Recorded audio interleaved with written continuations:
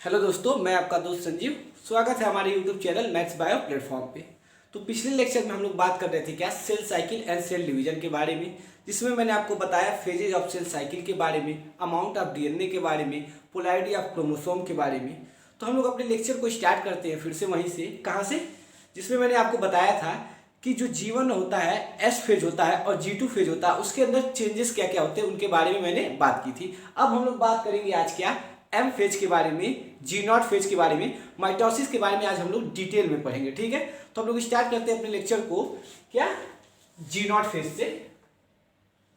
G0 phase क्या होता है देखिएगा, एनसीईआरटी में मेंशन है G0 फेज के बारे में। तो हम लोग पढ़ते हैं G0 फेज क्या होता है। ये हमारा मान लीजिए कोई सेल साइकिल है, ठीक है। सेल साइकिल के अंदर मैंने आपको बताया था 4 फेजेज होते हैं, ठीक। कौन सा, M phase, G1 phase, S phase और हमारा G2 फेज। तो जो हमारा सेल है G1 फेज जब कंप्लीट कर लेता है तो G1 फेज के बाद वो क्या है एस फेज में मूव करता है। तो कोई भी सेल जब G1 फेज कंप्लीट करता है तो उसके पास 3 ऑप्शन होते हैं कि मतलब वो आगे जाके क्या करेगा। तो आइए देखते हैं कि वो 3 ऑप्शन क्या है उसके पास। फर्स्ट ऑप्शन क्या होता है सेल के पास, सेल जो होता है हमारा G1 फेज कंप्लीट करता है तो क्या होता है उसका जो रोल होता है वो फिक्स हो जाता है। क्या, सेल बिकम परमानेंट। सेल जो होता है वो डिफरेंशिएशन दिखाता है। क्या मतलब, जो कि सेल जो होता है उसका रोल फिक्स हो जाता है। तो जो हमारा फर्स्ट पॉइंट है सेल बिकम परमानेंट, सेल क्या हो जाता है परमानेंट हो जाता है, इसका जो रोल होता है वो फिक्स हो जाता है। ठीक है, सेकेंड ऑप्शन देखिएगा क्या होता है, सेकेंड पॉइंट होता है सेल G1 कंप्लीट करते ही क्या मूव करता है G2 फेज में। क्या, सेल G1 फेज कंप्लीट करने के बाद क्या होता है G2 फेज में मूव करता है। तो cell entered into S phase. देखिएगा क्या, सेल जब एस फेज में इंटर करता है, once cell entered into S phase, it must be divide. क्या, इट मस्ट बी डिवाइड। इसका मतलब अगर सेल जो हमारा है एस फेज में एक बार इंटर कर जाता है तो उसको किसी भी हाल में डिवाइड होना है। क्या, अगर सेल हमारा एम फेज में एस फेज में इंटर होता है तो उसको किसी भी हाल में डिवाइड होना। क्यों, क्योंकि एस फेज में मैंने आपको बताया एस फेज जो होता है वो सिंथेसिस फेज होता है, जिसमें हमारा डीएनए का क्या होता है रेप्लिकेशन होता है। तो डीएनए का जब रेप्लिकेशन होगा तो फाइनली हमारा एम फेज में जाके 2 सेल बनेंगे। तो अब जो थर्ड पॉइंट है वो देखिएगा क्या होता है। थर्ड पॉइंट, सेल जो होता है सेल एग्जिट G1 फेज, क्या, cell exit G1 phase end is known as and call G0 phase. क्या, G0 फेज। सेल जो होता है क्या करता है वो G1 फेज को एग्जिट करता है, जिसको हम लोग क्या बोलते हैं G0 फेज बोलते हैं। क्या बोलते हैं G0 फेज। इसी को हम लोग क्या बोलते हैं, इसी को हम लोग बोलते हैं क्विसेंट फेज भी। क्या, क्विसेंट फेज भी बोलते हैं इसको, क्विसेंट फेज। ठीक, तो देखिएगा क्या सेल साइकिल के बारे में हम बता रहे हैं कि सेल साइकिल में जो फेजेस होते हैं तो G1 फेज कंप्लीट करने के बाद किसी भी सेल के पास 3 ऑप्शन होते हैं। क्या, या तो वो परमानेंट हो जाए, परमानेंट होने का सेंस ये है कि वो अपना रोल क्या करे फिक्स कर दे। दूसरा क्या है, G1 फेज कंप्लीट करने के बाद वो अगर एक बार एस फेज में इंटर कर गया तो उसको क्या करना है सेल को डिवाइड करना ही है। और थर्ड ऑप्शन क्या है कि सेल जो होता है वो एग्जिट कर देता है G1 फेज को और क्या करता है उसको हम लोग G0 फेज करते हैं। एग्जिट करने का सेंस ये है, एग्जिट करने का सेंस ये है कि जो हमारा सेल है वो सेल साइकिल को एग्जिट नहीं करता, वो G1 फेज को एग्जिट करता है। क्या, वो G1 फेज को एग्जिट करता है और वो इंतजार करता है जब तक कि उसको दोबारा से डिवीजन के लिए ऑर्डर न दिया जाए, जब तक कि दोबारा उसको डिवाइड करने के लिए ना कहा जाए। जैसे कि मैं आपको एक एग्जांपल से समझाता हूं। मान लीजिए ये क्या है, ये रूट कैप है, ठीक है, ये रूट कैप है, ठीक है, ये रूट कैप है, ये हमारा एपिकल मेरिस्टेम का पार्ट है। मान लीजिए एपिकल मेरिस्टेम का पार्ट है, ठीक है, क्या, एपिकल मेरिस्टेम है, ठीक है, एपिकल मेरिस्टेम है, ठीक है। इसके अंदर क्या होता है, इसके अंदर डिवाइडिंग सेल प्रेजेंट होते हैं, ठीक है, इसके अंदर डिवाइडिंग सेल प्रेजेंट होते हैं। तो सेल जीवन फेज में वो अगर पार कर लेता है तो उसके पास तीन ऑप्शन होते हैं, क्या, कि सेल बिकम परमानेंट, ठीक है, या तो सेल परमानेंट हो जाए, या तो क्या, सेल एग्जिट कर देता है जीवन फेज को और क्या करता है, ये देखिए, ये मान लीजिए ये जो तीन सेल है, ठीक है, ये एपिकल मेरिस्टेम है। एपिकल मेरिस्टेम क्या होता है, उसके अंदर जो भी सेल पाए जाते हैं वो डिवाइडिंग सेल प्रेजेंट होते हैं। तो डिवाइडिंग सेल लगातार क्या करे, एपिकल पार्ट को लगातार वो डिवाइड करे, ठीक है। तो ये कुछ सेल हमें क्या है, इनका जो रोल फिक्स कर दिया गया, ये परमानेंट हो गए, ठीक है, ये सब डिवाइडिंग सेल है, ठीक है, सब डिवाइडिंग सेल है। तो जीवन फेज के बाद कुछ ऐसे सेल है जिनका रोल हम लोग फिक्स कर दिए, जिसको हम लोग क्या किए, परमानेंट कर दिए। तो होता क्या है कि ये जो सेल है ये वेट करेंगे, क्या करेंगे, ये जीवन फेज को एग्जिट कर दिए, क्या, ये जीवन फेज को एग्जिट करके क्या कर रहे हैं, ये वेट कर रहे हैं, किसका वेट कर रहे हैं, अगर ये एपिकल पार्ट है, जो एपिकल मेरिस्टेम है या एपिकल सेल है, ये अगर डैमेज हो जाता है किसी कारण क्या होता है, डैमेज होता है, या ये सेल के अंदर सेल जो होता है वो डैमेज हो जाता है, या इसके सेल की डेथ हो जाती है मान लीजिए, तो क्या होता है, जो ये सेल है ये दोबारा से क्या होते हैं, फिर इनका रोल ये क्या कर लेते हैं, एक्वायर कर लेते हैं, ठीक है। तो मतलब कि क्या, जो सेल होते हैं उनका रोल फिक्स कर दिया जाता है, और सेल जो होते हैं वो क्या होते हैं, परमानेंट हो जाते हैं। परमानेंट होने का मतलब है कि उनका रोल फिक्स हो गया, वो वैसे ही रहेंगे। जैसे कि एग्जाम्पल की बात करें, मान लीजिए हम लोग के जो हाइट है, ठीक है, सेल लगातार ग्रोथ हो रहा है, सेल के अंदर हमारी हाइट बढ़ रही है, एक समय बाद क्या होता है, सेल जो होते हैं उनका रोल फिक्स हो जाता है, परमानेंट कर दिया जाता है, अब हाइट हमारी नहीं बढ़ेगी, ठीक। उसी तरह क्या होता है, एपिकल जो मेरिस्टेम होते हैं, इसके अंदर जो सेल होते हैं, इनका रोल जो होता है वो फिक्स कर दिया जाता है, ठीक है, जिससे क्या होता है, जिससे कि ये फर्दर डिवाइड नहीं करते। अब इनके अंदर क्या, माइटोसिस नहीं हो सकता, ये डिवाइड नहीं करेंगे, ठीक। अब आइए हम लोग देखते हैं क्या, अब हम लोग बात करेंगे माइटोसिस के बारे में, क्या, माइटोसिस के बारे में, आइए देखते हैं।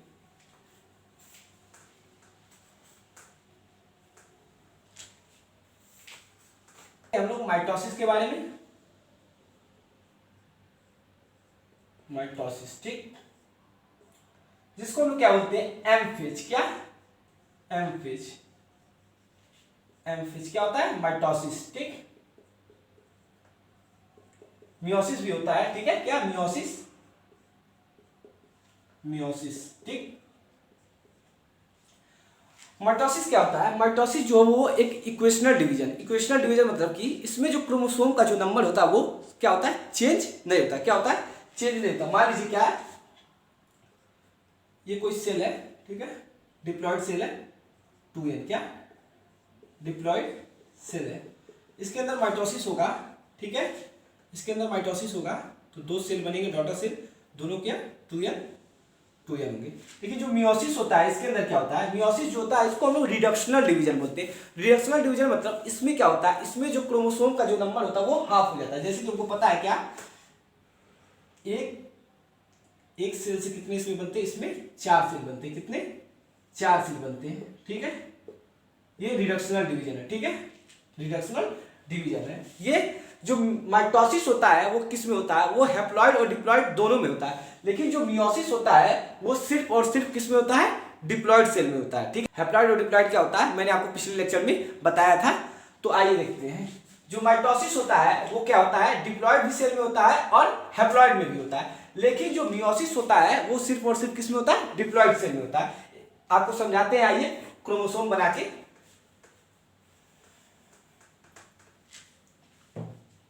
जैसे कि मान लीजिए क्या, ये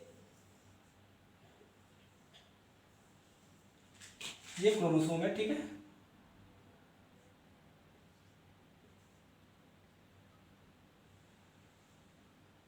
ठीक, ये क्रोमोसोम है, ये क्या है, ये इसका सेंट्रोमियर है सेंटर में, ठीक है, क्या है, सेंट्रोमियर है सेंटर में। इसको मैं क्या करता हूं, इस वाले पार्ट को मैं दूसरे कलर से बनाता हूं ताकि आपको अच्छे से समझ में आए।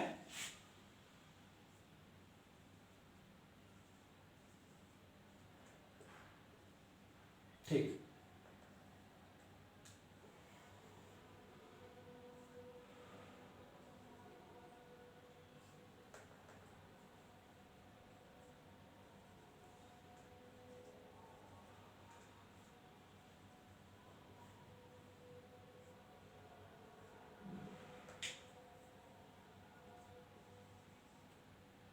क्या हमारा सेंटर में सेंट्रोमियर, ठीक है। तो ये मैंने आपके सामने दो सेल बनाए हैं, ठीक है। दोनों सेल के ये कौन सा फेज है बताइए। ये हमारा जो है किस फेज का है, ये हमारा जो है स्ट्रक्चर है ये जीवन फेज का, क्या जीवन फेज का, ये हमारा जीवन फेज का है। कैसे जीवन फेज का है, ये जो है आपको पता है जीवन फेज में मैंने बताया था कि जो क्रोमेटिड होता है एक क्रोमेटिड पे एक क्रोमोसोम होता है, क्या एक क्रोमेटिड पे एक क्रोमोसोम होता है। और ये हैप्लॉइड है कि डिप्लॉइड कैसे हम लोग जानेंगे, मैंने आपको पोलैरिटी के बारे में बताया था, पोलैरिटी ऑफ क्रोमोसोम मैंने पिछले लेक्चर में आपको पढ़ाया था, जिसमें बताया था इस एक साइड को हम लोग n बोलते हैं और ये दोनों साइड को मिला के क्या हो जाएगा, दोनों साइड को हम लोग कंबाइनली 2n बोलेंगे, 2n हो जाएगा, मतलब कि 2n ये डिप्लॉइड सेल है, क्या डिप्लॉइड सेल है, ठीक है। अमाउंट ऑफ डीएनए क्या है इसमें 2c, क्या 2c है। और ये कौन सा फेज का है, इसको हम लोग अगर देखते हैं ध्यान से इस फिगर को, तो ये क्या है G2 फेज का है। G2 फेज का कैसे है, इसमें जो अमाउंट ऑफ डीएनए देखेंगे आपको क्या है, वो 4c है, क्या 4c है। और जो हमारा वो क्या नाम है, जो पोलैरिटी है वो क्या है 2n = 6। क्रोमोसोम कितने, इसमें भी 6 क्रोमोसोम है, इसमें भी 6 क्रोमोसोम है, मतलब क्रोमोसोम का नंबर दोनों में सेम है, बस क्या हुआ है सिर्फ पोलैरिटी बदल गई है, अमाउंट ऑफ डीएनए चेंज हो गया। क्या हुआ है, यहाँ पे 2c है, यहाँ पे 4c है, ठीक है। यहाँ भी देखेंगे आप 2n = 6 है क्रोमोसोम का नंबर, और यहाँ भी क्रोमोसोम का नंबर 6 है। अब अगर हम लोग मान लीजिए इसका माइटोसिस कराते हैं, क्या इसका अगर हम लोग माइटोसिस कराते हैं तो देखते हैं क्या माइटोसिस, ठीक। जैसे कि मैं आपको बताता हूँ, ये हमारा सेल साइकिल है, इसके अंदर 4 फेजेज होते हैं, मैंने आपको बताया M phase, G1 phase, S phase, G2 phase. G1 phase का मैंने ये बनाया, G2 फेज का ये बनाया। अब G2 फेज के बाद हम क्या बात कर रहे हैं, M फेज माइटोसिस की बात कर रहे हैं। तो माइटोसिस की बात कर रहे हैं, तो अब अगला जो हमारा माइटोसिस में कैसे डिवीजन होगा आइए देखते हैं। 2 डॉटर सेल बनेंगे, ठीक है, क्या 2 डॉटर सेल बनेंगे, इसको इरेज करते हैं। माइटोसिस में 2 डॉटर सेल बनते हैं तो क्या होगा, ये एक जो सिस्टर क्रोमेटिड है, जो एक ये सिस्टर क्रोमेटिड है, ये इसमें आ जाएगा, और ये जो है तीनों में से एक इसमें आ जाएगा, ठीक है। ठीक उसी प्रकार क्या होगा, इसमें क्या होगा, इसमें से ये क्या होगा, इसमें आ जाएगा, इसमें आ जाएगा, और एक इसमें आ जाएगा। फिर अब इसमें से क्या होगा, इसमें से एक क्रोमेटिड हमारा इसमें आ जाएगा, इसमें आ जाएगा, अच्छे से बनाते हैं, क्या होगा, इसमें आ जाएगा, इसमें आ जाएगा, और इसमें आ जाएगा, और इसमें भी इसका एक पार्ट इसमें आ जाएगा। ये हमारा क्या होगा, सेंट्रोमियर, क्या होगा सेंट्रोमियर, ठीक है। समझाते हैं आपको, ये हमारा सेंट्रोमियर सेंटर में, देखिए क्या होगा, ये G1 फेज का डिप्लॉयड सेल का, G1 फेज के डिप्लॉयड सेल का सेल था, ये G2 फेज के डिप्लॉयड सेल का फेज था। अब अगर हम इसका माइटोसिस कराते हैं तो होता क्या है, माइटोसिस में ये जो N वाला साइड है, इसको हम लोग क्या बोलते हैं N, इसमें से जो एक ये क्रोमेटिड है यहाँ आता है और दूसरा क्रोमेटिड इसमें जाता है। फिर क्या होता है, इसी तरीके से इसमें का भी एक क्रोमेटिड यहाँ आता है और एक क्रोमेटिड इसमें जाता है। तो मैंने बताया था क्या कि जो माइटोसिस होता है तो 2 डॉटर सेल बनते हैं, और दोनों में क्या होता है, जो अमाउंट ऑफ डीएनए 4c है वो 2c में ट्रांसफर होता है। देखिएगा क्या, यहाँ भी ये G1 फेज का आपको नजर आ रहा होगा, और ये भी जो है वो G1 फेज का सेम ये वाला आपको यहाँ भी दिख रहा होगा। इसका जो अमाउंट है ये भी 2c है, इसका भी अमाउंट 2c है। यहाँ पे जो अमाउंट था 4c था, 4c से क्या होगा, दोनों डॉटर सेल में 2c में डिस्ट्रीब्यूट हो गया इक्वल अमाउंट में। अगर मान लीजिए इसी का हम लोग मियोसिस कर दें, क्या इसी का अगर हम लोग मियोसिस कर दें, मियोसिस अगर करते हैं इसका, मियोसिस 1 करते हैं, ठीक है। मियोसिस 1 करेंगे तो क्या होगा, देखिएगा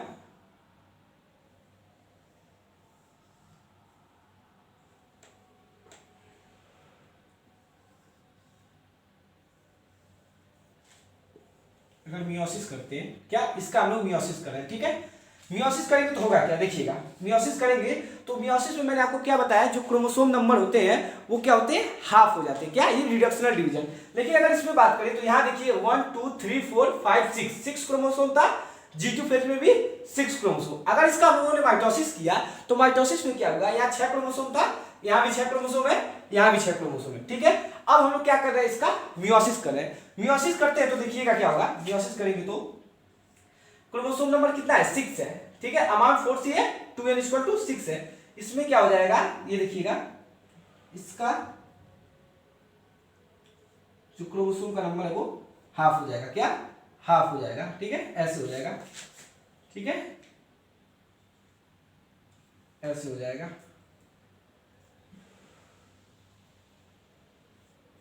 ये हमारा क्या सेंटर में, सेंट्रोमियर, क्या सेंट्रोमियर, ठीक है, ठीक है। क्या होगा, ये देखिए इसमें 6 क्रोमोसोम थे, अगर इसका हम लोगों ने मियोसिस किया तो क्या होगा, ये देखिएगा n, ये भी n, ठीक है, n है, n = कितना है, 3 क्रोमोसोम, ये कितना है, 3 क्रोमोसोम, ठीक है। मतलब कि मियोसिस 1 किया तो वो क्या है, वो रिडक्शनल डिवीजन। अगर इसका मान लीजिए मियोसिस 2 करते हैं, इसका फर्दर हम लोग मियोसिस 2 करते हैं, मियोसिस 2 तो क्या होगा, 4 सेल बनते हैं एक सेल से, आपको पता है, ठीक है। तो क्या होगा, मियोसिस 2 करेंगे तो देखिएगा क्या होगा,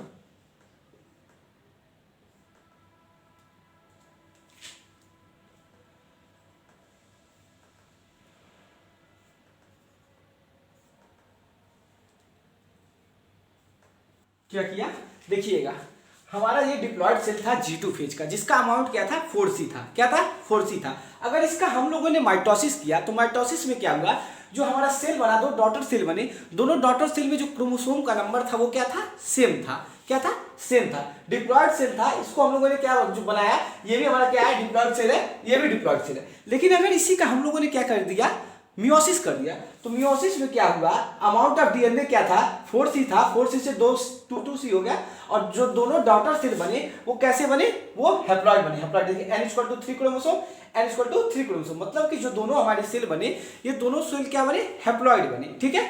अब फर्दर इन दोनों सेल का हम लोग मियोसिस 2 करते हैं तो क्या होता है, मियोसिस 2 करेंगे तो इसका करेंगे तो इससे 2 डॉटर सेल बनेंगे, दोनों डॉटर सेल में क्या होगा, जो क्रोमोसोम नंबर है क्या होगा, ये देखिएगा, ये जो इसकी सिस्टर क्रोमेटिड है, दोनों अलग होके दोनों सेल में डिवाइड हो जाएंगे। ये मान लीजिए इसका है और ये मान लीजिए इसका है, ठीक है। इसमें देखिएगा क्या होगा, इसमें जो डीएनए का अमाउंट है 2c था, 2c था, ये जो 2c है किसमें बन जाएगा, c में, और इसका भी 2c, c = कितना, 3 क्रोमोसोम, इसमें भी कितना, 3 क्रोमोसोम, इसमें भी 3 क्रोमोसोम, और जो सेल है वो कैसा है, वो हैप्लॉइड है, कैसा है, हैप्लॉइड है। तो मैं एक जनरल आपको ओवरव्यू बताया क्या, माइटोसिस और मियोसिस के बारे में। अब हम लोग डिटेल में पढ़ेंगे क्या, एम फेज के बारे में, माइटोसिस के बारे में। तो आइए चलिए देखते हैं।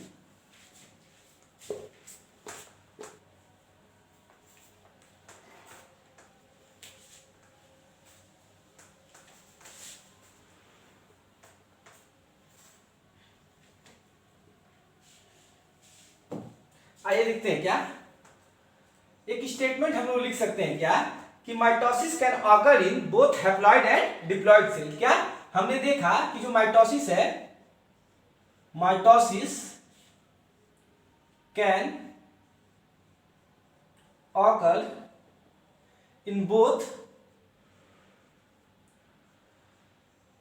Haploid and diploid cell. क्या माइटोसिस जो होता है वो दोनों हैप्लॉइड और डिप्लॉइड सेल दोनों के अंदर होता है। लेकिन वही अगर हम बात करें मियोसिस की, क्या मियोसिस की, meiosis occur only in diploid cell, क्या diploid cell, only occur in diploid cell, ठीक। एनसीईआरटी हमारी क्या लिखती है, एनसीईआरटी एक लाइन स्टेटमेंट है, लिखती है कि जो माइटोसिस होता है वो प्लांट में डिप्लॉइड और हैप्लॉइड दोनों सेल के अंदर होता है। लेकिन वही अगर बात करें एनिमल में, तो एनिमल में जो माइटोसिस होता है वो सिर्फ डिप्लॉइड सेल में होता है। क्या हमारी एनसीईआरटी कहती है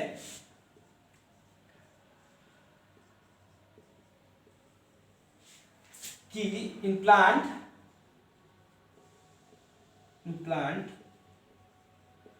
mitosis occur in both haploid and diploid cell. ठीक, और क्या बोलती है इन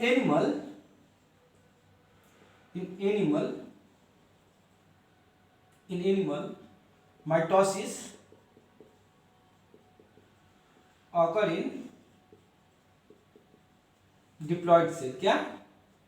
डिप्लॉइड सेल। मतलब कि अभी मैंने आपको पीछे बताया कि माइटोसिस हैप्लॉइड में भी होता है, डिप्लॉइड में भी। तो एनसीईआरटी हमारी कहती है कि माइटोसिस जो होता है हैप्लॉइड डिप्लॉइड दोनों में होता है, लेकिन प्लांट में, एनिमल में क्या होता है, एनिमल में सिर्फ डिप्लॉइड में होता है, हैप्लॉइड में क्यों नहीं। आइए एक एग्जांपल देते हैं, आपको समझाते हैं अच्छे से एग्जांपल लेके। तो इसको इरेज करते हैं, इसको इरेज करके आपको बताते हैं। मान लीजिए ये ठीक है, ह्यूमन है, ठीक है, ह्यूमन है। इसके अंदर एक ऑर्गन होता है टेस्टिस, ठीक। इसके अंदर क्या होता है, इसके अंदर कुछ सेल होते हैं जिसको हम लोग क्या बोलते हैं, स्पर्मेटोगोनिया,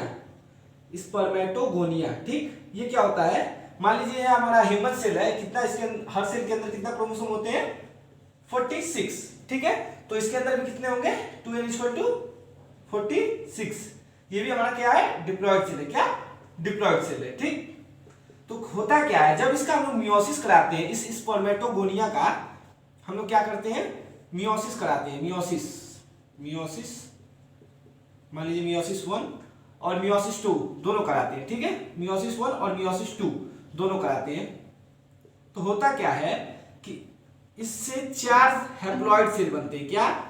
4 हैप्लॉइड सेल बनते हैं, जिसको हम लोग क्या बोलते हैं, स्पर्मेटिड। क्या बोलते हैं? स्पर्मेटिड, जो कि हैप्लॉइड होते हैं। आगे चल के क्या होता है, यही स्पर्मेटिड क्या होता है, आगे चल के यही स्पर्मेटिड का डिफरेंशिएशन होता है, रोल फिक्स हो जाता है और क्या बनता है, स्पर्म, ठीक है। मतलब कि एनसीईआरटी हमारी क्या कहती है, एनसीईआरटी कहती है कि जो मियोसिस होता है एनिमल सेल में, वो किसके अंदर होता है, वो सिर्फ हैप्लॉइड सेल में होता है। जैसे कि ये हैप्लॉइड 4 हैप्लॉइड सेल बन गए, क्या ये आगे चल के माइटोसिस करेंगे? नहीं, माइटोसिस इसके अंदर नहीं होगा, ठीक। तो हुआ क्या कि एक ह्यूमन सेल का हमने एग्जांपल लिया जिसके अंदर 2n=46 क्रोमोसोम होते हैं, ठीक है। तो मैंने एक एग्जांपल लिया कि ह्यूमन के अंदर माने 2n=46 क्रोमोसोम है, तो ह्यूमन के अंदर एक ऑर्गन होता है टेस्टिस के अंदर क्या होता है कि स्पर्म का फॉर्मेशन होता है, ठीक है। तो उसके अंदर जो सेल पाए जाते हैं उसको हम लोग बोलते हैं स्पर्मेटोगोनिया, जिसके अंदर क्या होता है 2n=46 क्रोमोसोम होते हैं। उसके अंदर अगर हम लोग क्या करते हैं, मियोसिस करते हैं, मियोसिस 1 और मियोसिस 2, तो कुछ सेल बनते हैं हैप्लॉइड, जिसको हम लोग क्या बोलते हैं, स्पर्मेटिड।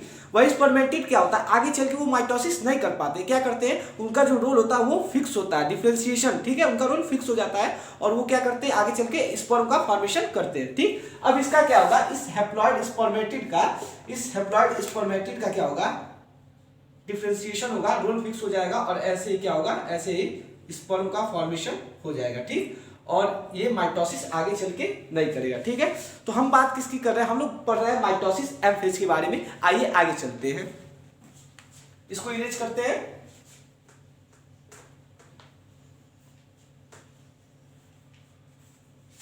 हम लोग बात कर रहे हैं माइटोसिस क्या, एम फेज मीन्स माइटोसिस, ठीक है, जिसमें हम लोग मियोसिस भी पढ़ रहे हैं। तो मियोसिस क्या होता है, मियोसिस हमको जनरली हर केस में देखने को नहीं मिलता, मियोसिस हमको कभी कभी देखने को मिलता है, लेकिन माइटोसिस जो होता है वो हर जगह होता है। इसलिए हम लोग क्या माइटोसिस के बारे में पढ़ रहे हैं, ठीक है। माइटोसिस मान लीजिए क्या, ये हमारा एक सेल साइकिल है जिसके अंदर 4 फेज होते हैं, ठीक है। क्या 4 फेज होते हैं, ये हमारा क्या एम फेज हो गया, ये G1 हो गया, ये S हो गया और ये हमारा G2 फेज हो गया, ठीक है। हम लोग बात कर रहे हैं किसका, एम फेज माइटोसिस के बारे में। तो माइटोसिस में होता क्या है, एनसीईआरटी कहती है कि रीऑर्गेनाइजेशन ऑफ क्या, रीऑर्गेनाइजेशन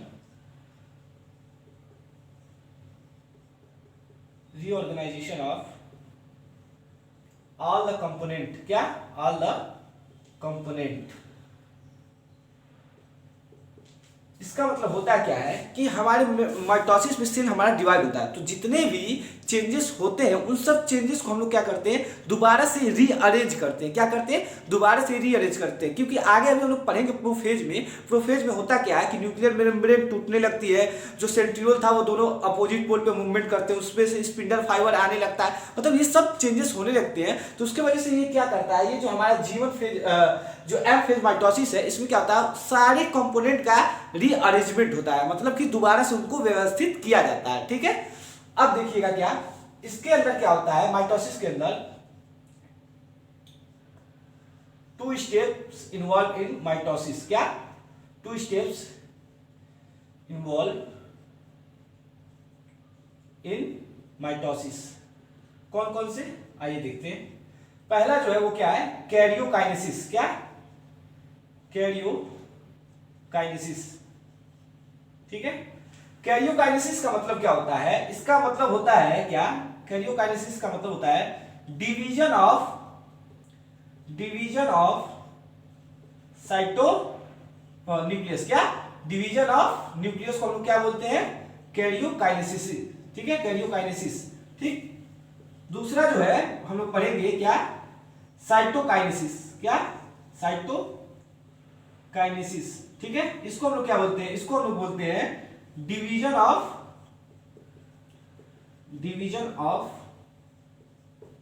साइटोप्लाज्म। मतलब कि आइए समझाते हैं आपको, इसके अंदर 2 स्टेप्स होते हैं माइटोसिस के अंदर, जिनके अंदर चेंजेस होते हैं, उसके बारे में हम लोग पढ़ रहे हैं। तो पहला क्या है, साइटोकाइनेसिस, पहला क्या है, कैरियोकाइनेसिस। कैरियोकाइनेसिस मतलब कैरियो मतलब होता है न्यूक्लियस, तो न्यूक्लियस के अंदर जो डिवीजन होता है, जो चेंजेस होता है, उसको हम लोग कैरियोकाइनेसिस बोलते हैं, और डिवीजन ऑफ साइटोप्लाज्म को हम लोग क्या बोलते हैं, साइटोकाइनेसिस बोलते हैं। तो आइए चलते हैं आगे पढ़ते हैं इसके बारे में।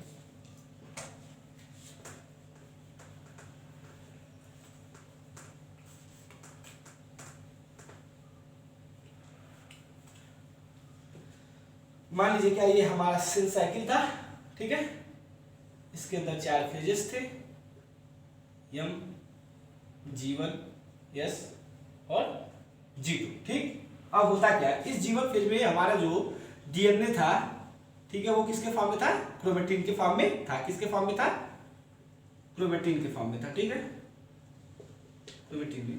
G2 फेज में क्या हुआ, ये डीएनए जो है डबल हो गया। क्या, डीएनए जो है ये क्या हो गया, डीएनए जो है हमारा ये डबल हो गया। ठीक है, डीएनए तो डबल हो गया, ये भी किसके फॉर्म में है, क्रोमेटिन के फॉर्म में। लेकिन क्या हुआ कि अभी भी कंडेंस होकर दोनों एक ही पास है, एक ही में। ठीक है, एक ही में। तो एम फेज में होता क्या है, एम फेज में हमको सेल डिवाइड करना मतलब क्रोमोसोम बनाना है। तो इस क्या करते हैं, एम फेज में इस क्रोमेटिन को हम और ज्यादा कंडेंस करते हैं, और कंडेंस करके क्या बनाते हैं, क्रोमोसोम बनाते हैं। ठीक है, क्या करते हैं, क्रोमोसोम बनाते हैं। तो इसी के बारे में हम लोग एम फेज में पढ़ेंगे। तो एम फेज में देखिएगा, एम फेज में जो पहला हम लोग ने बात किया, पहले हम लोग किसके बारे में पढ़ेंगे, पहले मैंने आपको बताया कि पहले हम लोग पढ़ेंगे कैरियोकाइनेसिस के बारे में। कैरियोकाइनेसिस मतलब क्या होता है, डिवीजन ऑफ न्यूक्लियस। ठीक है, कैरियोकाइनेसिस में जो पहला होता है, पहला उसको हम लोग क्या बोलते हैं, उसको बोलते हैं प्रोफेज। क्या, जो पहला फेज होता है उसको हम लोग बोलते हैं प्रोफेज। मतलब इसको कैरियोकाइनेसिस को हम लोग स्टडी करने के लिए फर्दर इसको 4 पार्ट में डिवाइड कर दिए। क्या, पहला जो है वो प्रोफेज, दूसरा क्या है, मेटाफेज, तीसरा क्या है, एनाफेज, और चौथा क्या है, टीलोफेज। जनरली क्या होता है कि इन सब के अंदर चेंजेस, हमको जो भी न्यूक्लियस के अंदर चेंजेस देखने को मिलते हैं, उनको 4 पार्ट में हम लोग डिवाइड करते थे अपने स्टडी के लिए, पढ़ने के लिए। जैसे कि मान लीजिए हम लोग का adult age, teen age, child age होता है, उसी तरीके से मतलब क्या, इनको भी हम लोगों ने क्या कर दिया, एक फेज के टर्म में इसको डिवाइड कर दिया है, इसको पढ़ने के लिए। तो मैंने आपको बताया था क्या कि जो हमारा ये ह्यूमन सेल के अंदर मान लीजिए कोई भी सेल, उसके अंदर क्या बताया था मैंने, 24 आवर क्या सेल साइकिल है। ठीक है, मैंने बताया था। तो मान लीजिए 24 आवर में मैंने बताया था आपको कि जो एम फेज होता है वो कितनी देर का होता है, 1 आवर। कितना, 1 आवर। तो ये कैरियोकाइनेसिस जो है वो एम फेज का पार्ट है, किसका, मेटाफेज का पार्ट है। ठीक है, कैरियोकाइनेसिस जो किसका पार्ट है, वो एम फेज का पार्ट है, मतलब माइटोसिस का। तो आइए हम लोग इसके बारे में अंदर पढ़ते हैं, चलते हैं, इसको इरेज करते हैं।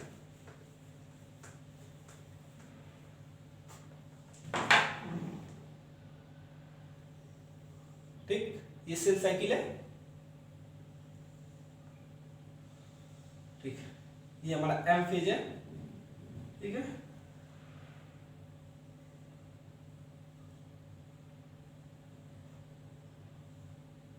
देखिएगा इसको हम लोग क्या मान लेते हैं, इसको हम लोग मान लेते हैं ये है हमारा प्रोफेज, क्या प्रोफेज है, ठीक है। इसको हम लोग मान लेते हैं मेटाफेज, क्या मेटाफेज, ठीक। इसको हम लोग मान लेते हैं एनाफेज, ठीक है, एनाफेज। इसको हम लोग मान लेते हैं टीलोफेज। और इस लास्ट वाले को क्या मान लेते हैं हम लोग, इसको मान लेते हैं साइटोकाइनेसिस, ठीक है, साइटोकाइनेसिस, ठीक है। ये हमारा क्या है G1, ये S और G2। तो देखिएगा ध्यान से, क्या ये हमारा पूरा एम फेज है। एम फेज के अंदर क्या है, एम फेज के अंदर हमारा दो स्टेप होते हैं। एक जो होता है ये हमारा क्या है, कैरियोकाइनेसिस है। कैरियोकाइनेसिस के अंदर चार पार्ट आते हैं, क्या प्रोफेज, मेटाफेज, एनाफेज, टीलोफेज, ठीक है। इन चारों के बारे में पढ़ेंगे, फिर हम लोग क्या लास्ट में साइटोकाइनेसिस के बारे में बात करेंगे। तो जो हमारा अगर टाइमिंग के ड्यूरेशन के हिसाब से हम देखें कि कौन सा फेज सबसे ज्यादा लंबा होता है, तो वो क्या है हमारा प्रोफेज, क्या प्रोफेज जो होता है वो सबसे लंबा फेज होता है, ठीक है। मैंने बताया था आपको कि 24 आवर के सेल साइकिल में ये जो हमारा है ये कितने देर का होता है, ये हमारा 23 आवर का, कितना 23 आवर का होता है। 1 आवर में क्या होता है, 1 आवर में हमारा माइटोसिस होता है। उस माइटोसिस के 1 आवर में भी जो सबसे लंबा फेज होता है वो हमारा क्या होता है, प्रोफेज होता है। तो अगर टाइम ड्यूरेशन की बात करें तो प्रोफेज सबसे ज्यादा बड़ा होता है, ठीक है। फिर उसके बाद आप मान लीजिए मेटाफेज, फिर आप मान लीजिए टीलोफेज, लेकिन जो लास्ट में होता है वो क्या होता है, एनाफेज, क्या लास्ट में जो होता है वो एनाफेज होता है। एनाफेज जो होता है वो सबसे छोटा फेज होता है, क्या एनाफेज जो होता है वो सबसे छोटा फेज होता है। तो हम लोग बात करेंगे क्या, सबसे पहले प्रोफेज की बात करेंगे कि प्रोफेज के अंदर होता क्या है। तो आइए चलिए देखते हैं प्रोफेज होता क्या है, उसके अंदर क्या क्या चेंजेस होते हैं, उसके बारे में हम लोग आज पढ़ते हैं।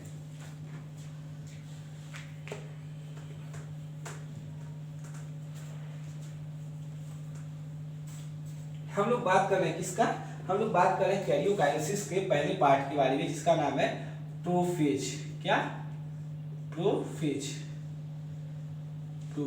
तो मैंने आपको बताया कि जीवन फेज में जो हमारा डीएनए था, जीवन फेज में वो क्या कैसा था, वो क्रोमेटिन के फॉर्म में था, ठीक है, क्रोमेटिन के फॉर्म में। G2 फेज में क्या हुआ, G2 फेज में वही डीएनए क्या हुआ, डबल हो गया, क्या हुआ, वही डीएनए डबल हो गया, लेकिन वो कंप्रेस करके एक ही में चिपके हुए थे, ठीक है। अब क्या करना है, एम फेज माइटोसिस करना है, जिसमें हमको क्रोमोसोम दिखाने, क्या अब क्रोमोसोम ये कंप्रेस होकर क्रोमोसोम का फॉर्मेशन करेगा, ठीक है। तो होता क्या है प्रोफेज में क्या होता है, हमारी एनसीईआरटी लिखती है क्या, डीएनए इंटरवाइंड, क्या डीएनए इंटरवाइंड का मतलब है कि डीएनए जो है वो क्या है, आपस में उलझी हुई है, क्या उलझी हुई है, ठीक है। डीएनए इंटरवाइंड, डीएनए जो है हमारा वो उलझा हुआ है, आप देख रहे हैं। तो जो हमारा प्रोफेज होगा वो कैसे स्टार्ट होगा, प्रोफेज हमारा जो होता है स्टार्ट होता है, क्या prophase start with untangling of, क्या untangling of, prophase start with untangling of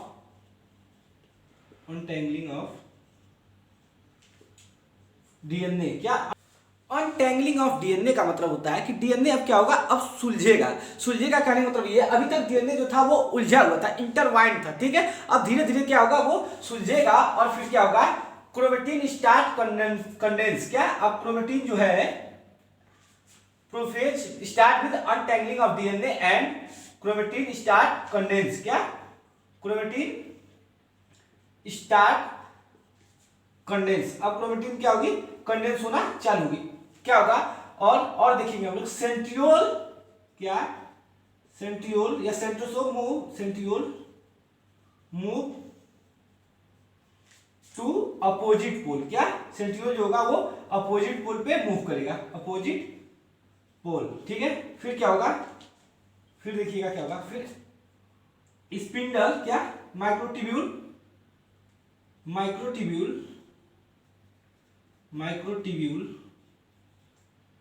develop around centriole, ठीक। फिर उसके बाद क्या होगा, उसके बाद होगा aster form aster form which gives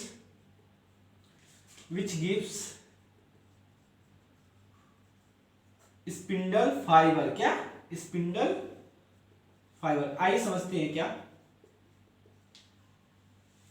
मैंने यहां पे कुछ पॉइंट लिखा है, क्या centriole move to opposite pole, microtubule develop around centriole, spindle क्या aster form which gives spindle fibre. ठीक है, इसका मतलब क्या होगा, आइए मैं आपको बताता हूं। मैं बात कर रहा हूं किसका, प्रोफेज के बारे में। क्या प्रोफेज के बारे में मैं बता रहा हूं आप लोगों को। तो प्रोफेज में होता क्या है, प्रोफेज में ये हमारा सेल है, ठीक है, ये हमारा सेल है, ये हमारा क्या मान लीजिए न्यूक्लियर मेम्ब्रेन है, ठीक है, ये हमारा न्यूक्लियर मेम्ब्रेन है, ठीक है, न्यूक्लियर मेम्ब्रेन है, ठीक है। इसमें हमारा क्या है, ये हमारा क्रोमेटिन है, ठीक है, जो कि कंडेंस है, डबल हो चुका है, क्या डबल हो चुका है, ठीक है। ये हमारे मान लीजिए क्या, ये हमारा ER है मान लीजिए, ठीक है, और ये मान लीजिए हमारा क्या, ये न्यूक्लियोलस है, ये क्या है, इसको मान लीजिए ये हमारा गोल्गी बॉडी है, ठीक है, क्या है गोल्गी बॉडी है। और ये स्ट्रक्चर मैंने आपको बताया था, इसको हम लोग क्या बोलते हैं, इसको हम बोलते हैं सेंट्रोसोम, क्या सेंट्रोसोम, क्या बोलते हैं सेंट्रोसोम, ठीक। तो देखिए क्या होता है, ये G1 फेज में, G2 फेज में क्या होता है, ये हमारा स्ट्रक्चर ऐसे होता है, डबल हो गया रहता है। ये हमारा अब प्रोफेज में देखिएगा क्या क्या चेंजेस होगा, ये सब G2 फेज का कंडीशन है।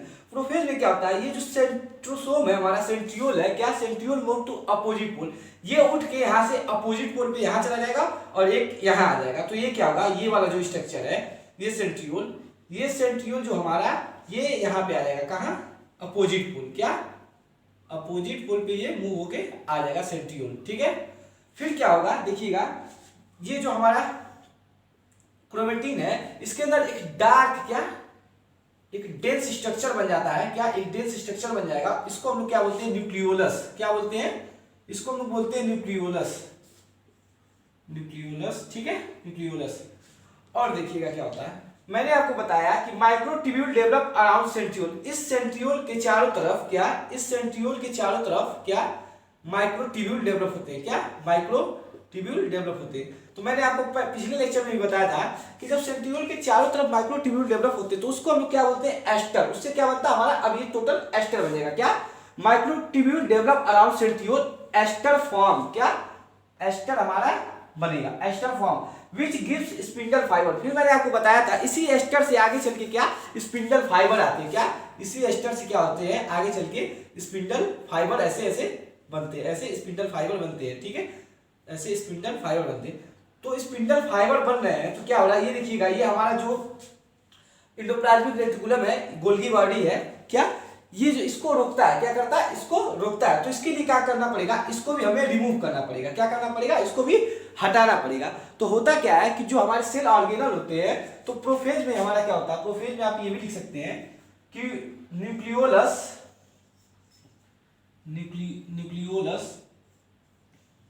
और क्या है हमारा endoplasmic reticulum, ER, Golgi body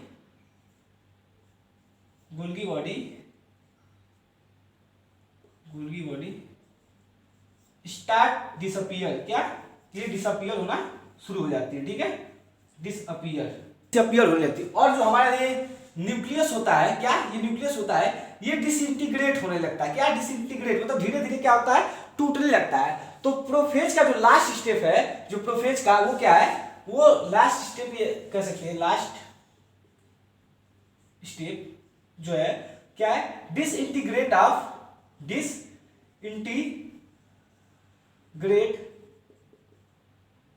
of nuclear membrane, क्या न्यूक्लियर मेम्ब्रेन का टूटना। लास्ट स्टेप में क्या होगा, ये न्यूक्लियर मेम्ब्रेन जो है वो टूटने लगेगी और जो हमारा क्रोमेटिन है ये कंडेंस होके कुछ ऐसे, क्या ये क्रोमेटिन जो है वो कंडेंस हो जाएगा। और कंडेंस होने के बाद क्या बनता है, कंडेंस होने के बाद हमारा क्रोमोसोम, एक thread like structure chromosome visible होने लगेगा, ठीक है। तो हमारा जो लास्ट स्टेप है प्रोफेज का वो क्या है, डिसइंटीग्रेट ऑफ न्यूक्लियर मेम्ब्रेन, ये हमारा लास्ट स्टेप है। तो जो मेरा मेटाफेज शुरू होगा उसका पहला स्टेप क्या होगा, डिसइंटीग्रेट ऑफ न्यूक्लियर मेम्ब्रेन। क्या कि मतलब अगर वो फेज जहां खत्म हो रहा है तो मेटाफेज क्या होगा, वहीं से शुरू होगा। तो मैंने क्या बताया, मैंने बताया कि जो हमारा सेल था, सेल के अंदर सेंट्रियोल जो था वो डबल हुआ था G2 फेज में, उसको हम लोगों ने प्रोफेज में क्या किया, उसको हम लोग अपोजिट पोल पे भेज दिया। अपोजिट पोल पे क्यों भेजा, वहां पे अपोजिट पोल पे हम लोग इसलिए भेजते हैं कि उसके चारों तरफ हम लोग माइक्रोट्यूब्यूल लगा देते हैं, फिर एस्टर का फॉर्मेशन होता है, फिर उस एस्टर से क्या होता है, स्पिंडल फाइबर निकलते हैं। तो स्पिंडल फाइबर को हमारा जो सेल ऑर्गेनल है एंडोप्लाज्मिक रेटिकुलम गोल्गी बॉडी, ये क्या करता है, रोकता है, वो अटैच नहीं होने देता। तो अब मान लीजिए सेल है, सेल के ऊपर से भी नीचे से भी स्पिंडल फाइबर निकलते हैं, तो बीच में हमारा क्या है, ईआर और क्या है, गोल्गी बॉडी, ये इसको रोकता है। तो इसको भी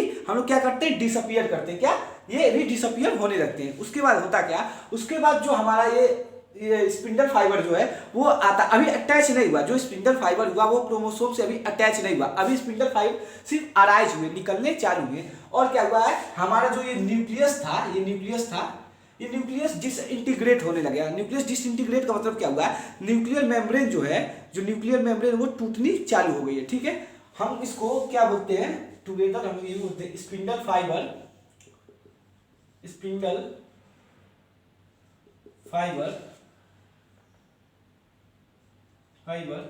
प्लस एस्टर। क्या, एस्टर प्लस स्पिंडल फाइबर को टुगेदर हम लोग बोल देते हैं एस्टर, इसको हम लोग बोल देते हैं स्पिंडल एपरेटस। क्या, स्पिंडल एपरेटस और माइटोटिक एपरेटस। क्या, इसको माइटोटिक एपरेटस भी बोल सकते हैं। ठीक है, माइटोटिक एपरेटस। ठीक है, तो मैंने आपको क्या बताया, मैंने बताया कि प्रोफेज स्टार्ट होता है। प्रोफेज स्टार्ट कैसे होता है, प्रोफेज जो होता है हमारा डीएनए जो है वो क्या है, इंटरवाइंड है, उलझा हुआ है। उसको सबसे पहले हम लोग सुलझाते हैं, कैसे, अनटैंगलिंग करते हैं। Prophase start with untangling of DNA. क्या होता है, सेंट्रियोल जो होते हैं, सेंट्रोसोम, वो अपोजिट पोल पे मूव करते हैं, उसके ऊपर क्या होता है, फिर माइक्रोट्यूब्यूल लगते हैं, उस माइक्रोट्यूब्यूल से एस्टर बनता है, उस एस्टर से हमारे स्पिंडल फाइबर आना शुरू होते हैं। फिर हमारा एक डेंस स्ट्रक्चर होता है न्यूक्लियर मेम्ब्रेन के अंदर, जिसको लोग न्यूक्लियोलस बोलते हैं। और जो हमारे कुछ सेल ऑर्गेनल होते हैं, जैसे कि एंडोप्लाज्मिक रेटिकुलम, गोल्गी बॉडी, क्या करते हैं, ये भी डिसअपियर होने चालू हो जाते हैं। क्या होता है, ये भी डिसअपियर होने चालू हो जाते हैं, और हमारा प्रोफेज जो होता है ऐसे स्टार्ट होता है। ठीक है, अब अगले लेक्चर में हम लोग बात करेंगे क्या, मेटाफेज, एनाफेज, टीलोफेज के बारे में पढ़ेंगे डिटेल में। तब तक के आप लोग पढ़ते रहिए। Bye bye.